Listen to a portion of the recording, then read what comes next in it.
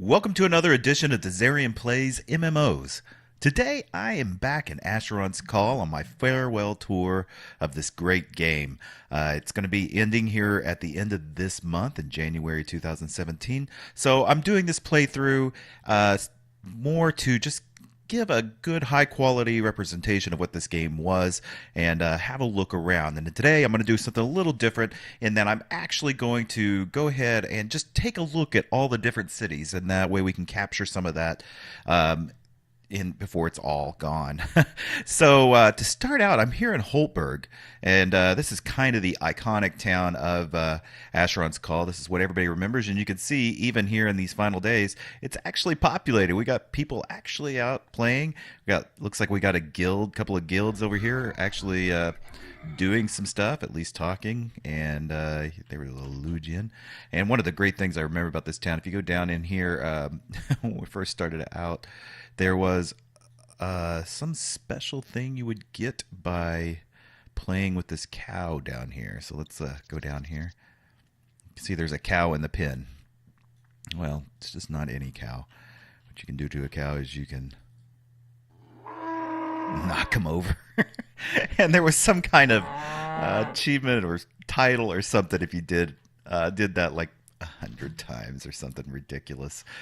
So this is the Holtberg, and this is probably one that everybody remembers if they ever played Asheron's Call at any time, because it's the alluvian town, which there's three races, roughly three original races in Asheron's Call, that and they all had their different themes. So the theme we're looking at here is for the alluvians, and then we can go up, and I'll go ahead and show you something that they put in later on, which was a town network. And they didn't have this at the beginning. At the beginning, it was very hard to navigate around, or at least you had to know what you were doing, get portals from other people. And so when you went in here, you had access to all of the different races. So here's the Alluvian, the Show, and the Garandine. And so you could go to the different areas and actually make it a lot easier to travel around, because you used to have to do some crazy things to get to it. So let's take a look at one of the the starter Garandine towns. So I've landed here in Al Arcus, which is one of the desert towns. You can see how it's kind of set down. It's got a little oasis here in the center. I always kind of like the way these towns look, because we are up actually in the desert. Let's go to the top of one of these dunes here. And you can see that there's probably just desert all around us, because this is way out in it. So you can see how it all kind of looks when you look around. Very neat. So I do have a plugin installed for this episode specifically, and just because I wanted to use them, but that allow us to actually view the map that we're actually of Dereth, which is the place that Asheron's Call took place in. And you can get a big overview map of what the lands look like. And I always love this map. It's very detailed. There are all sorts of hidden gems inside of here, and this does show us everything on the map. Some of these land masses, like these around here and up here, were added later in the game.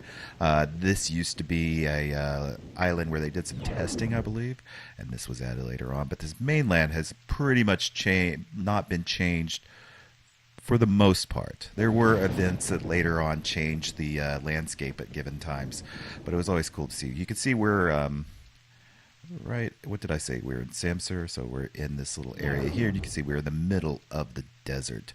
So let's go on to our next location.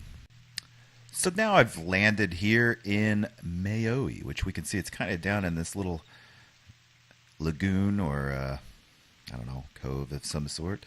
And it is one of the show villages, and it's got kind of an eastern feel to it. So most of the show towns have this type of architecture, where it's got the thatched roofs with bamboo, and always was a really cool place. And you can see this one's kind of got like two sides to it, and we should be able to run down here and actually see, or am I running the wrong way?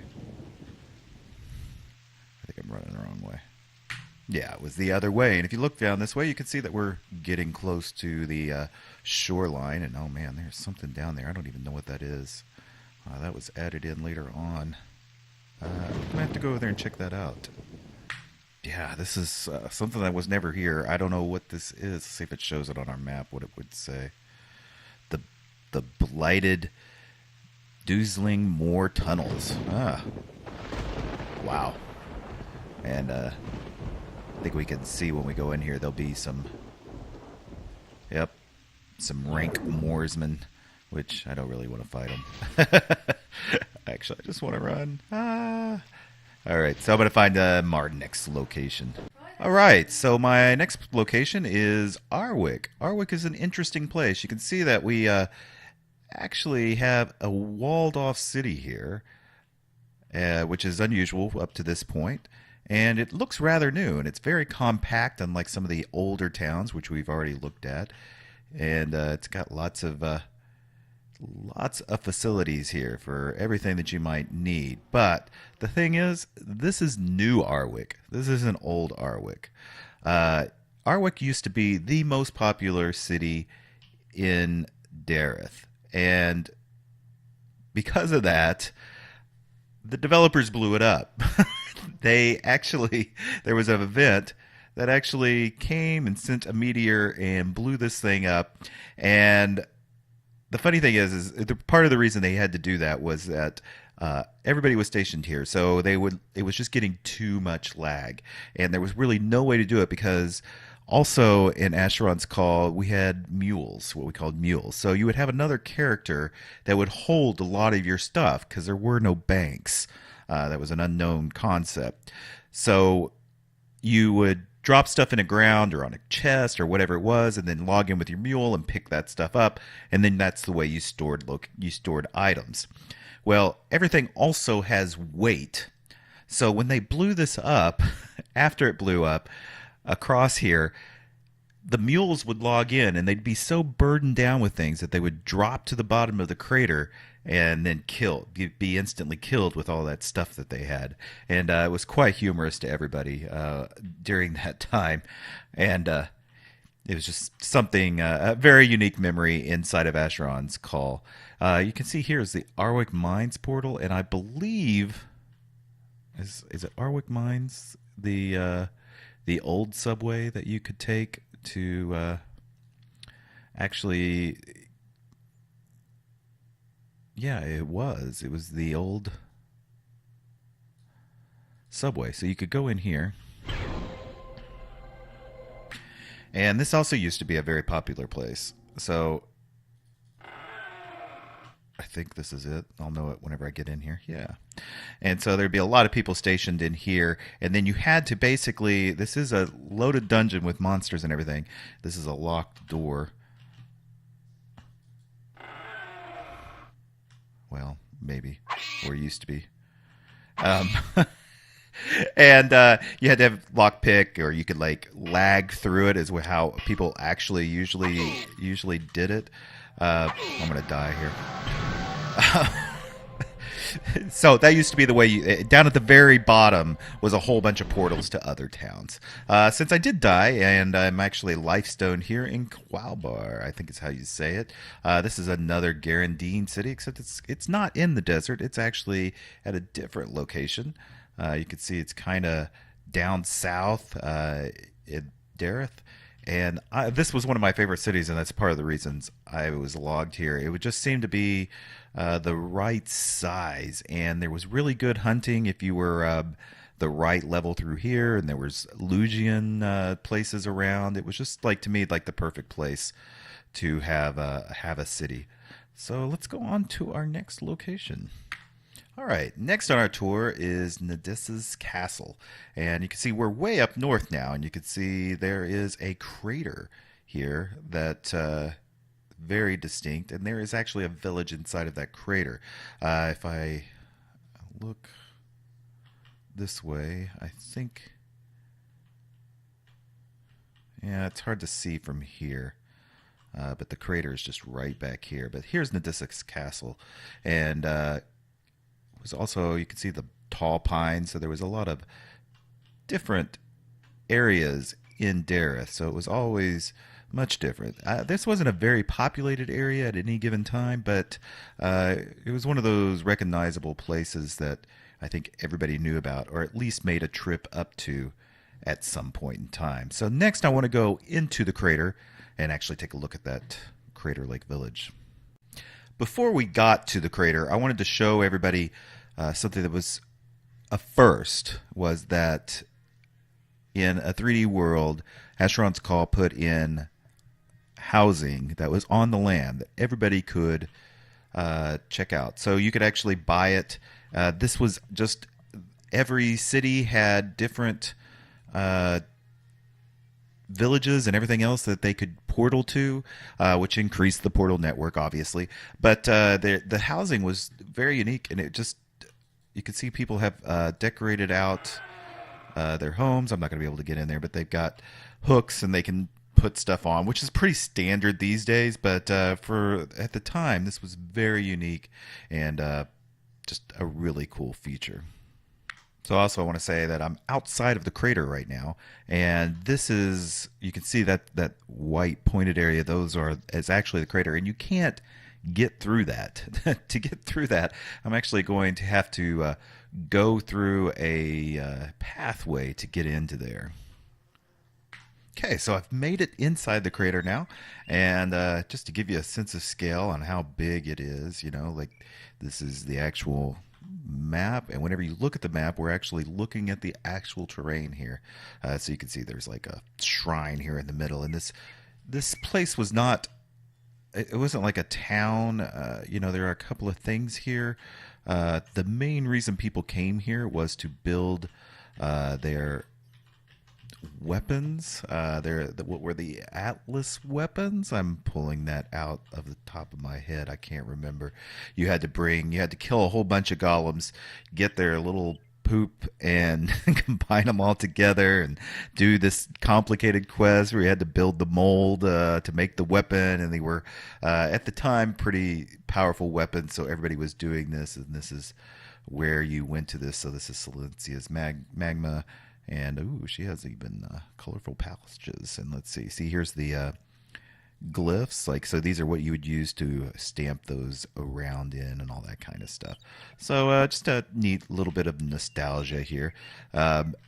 So I think where I'm going to go next is another iconic place for those who were around in the olden days.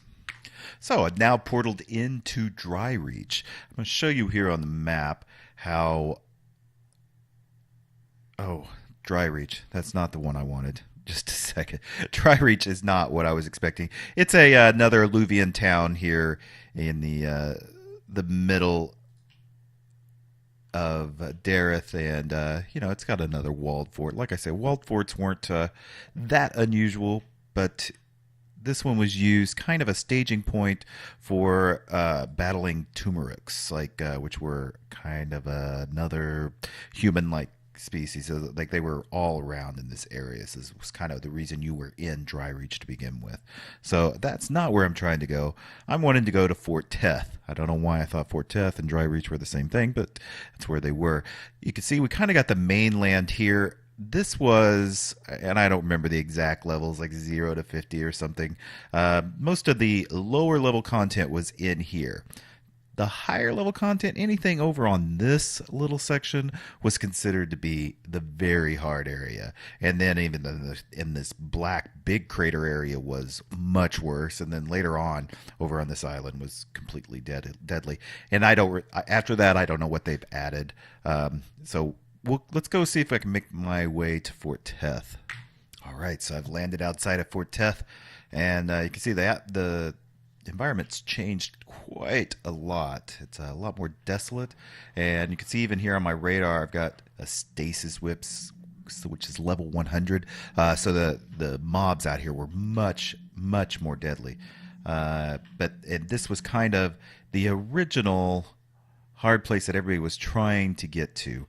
Later, that changed to be Iambekur, which I think we might go there as well. But let's go ahead inside of Fort Teth and Oh, I can't open this door. I've forgotten how to get in. So I won't bother with it for now. But I'll be right back.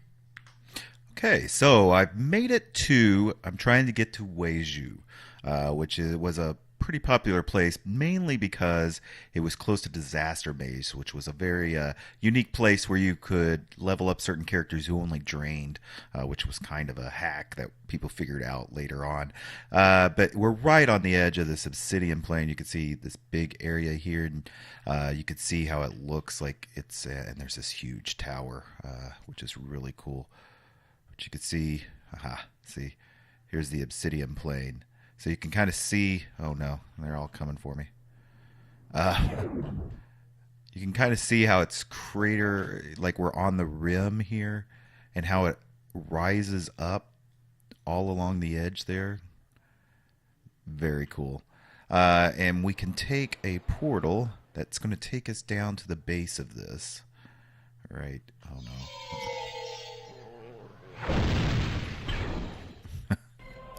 Sometimes you just gotta run for it because you're just not gonna make it otherwise. I'm not on a very high level character here. So there was a small hill base and the Black Hill. So that one takes you back to the obsidian plain.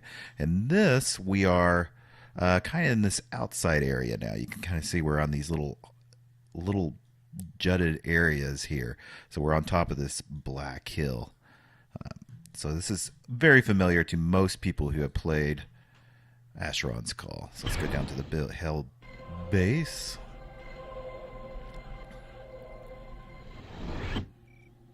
And now that we're here, I should be able to get to Weiju.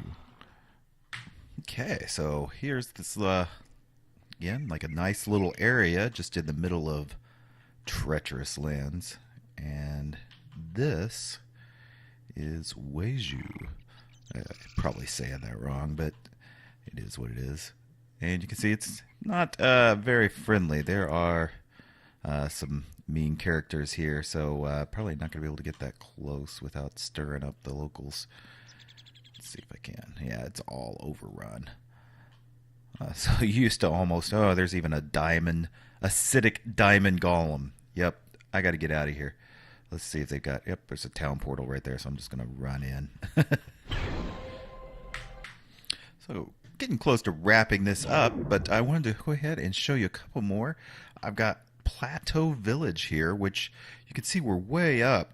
And this was actually up on a plateau, as you would expect. And there wasn't any mobs or anything to kill up here, so it was just kind of an isolated place as long as you could find the portal to get up here. Let's show you where that's at, so you can see we're kind of up in the northern area.